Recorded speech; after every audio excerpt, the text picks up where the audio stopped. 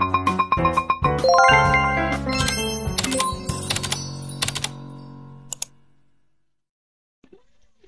my name is Jolly Katie Gabalan from A. Clara.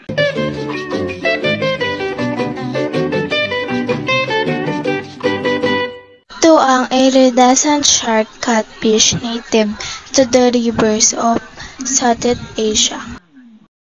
Ang iridescent shark ay kilala din bilang Pangasinan catfish at sushi catfish and strip catfish. Tulad ng maaring nahulaan mo mula sa ilan sa iba pang mga karaniwang pangalan, ito ay talagang hindi shark o pating. Ito ay isang catfish. May scientific name, Pangasianodon hypothalamus. This fish can go 4 feet in length, 120 cm, sometimes larger in the white Family, Pangasididae.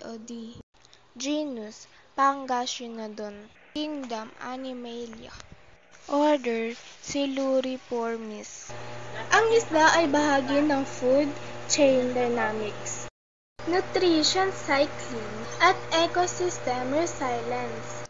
Ang kanilang mobility sa loob ng nested set ng temporal at spatial cycle ng mga ecological system ay nagpapataas ng functional na kahalagahan ng isda bilang ecological memory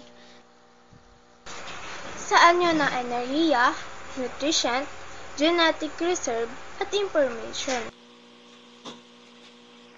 Iridescent shark can live a year or more than when you take care of it.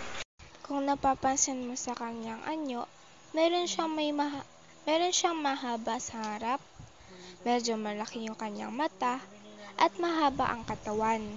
Iridescent shark is a very large freshwater fish that only the most prepared aquarists should keep.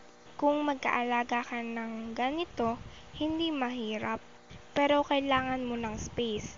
Iridescent shark have a dark, shiny skin when they're younger, and when they're getting old, the skin is less shiny.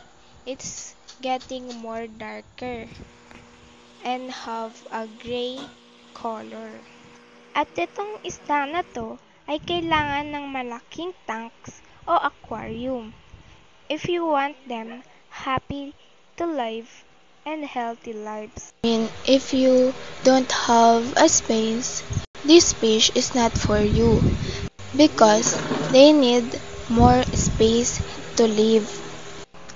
And that's all for today. Thank you for listening about iridescent shark catfish and more information to come. Bye!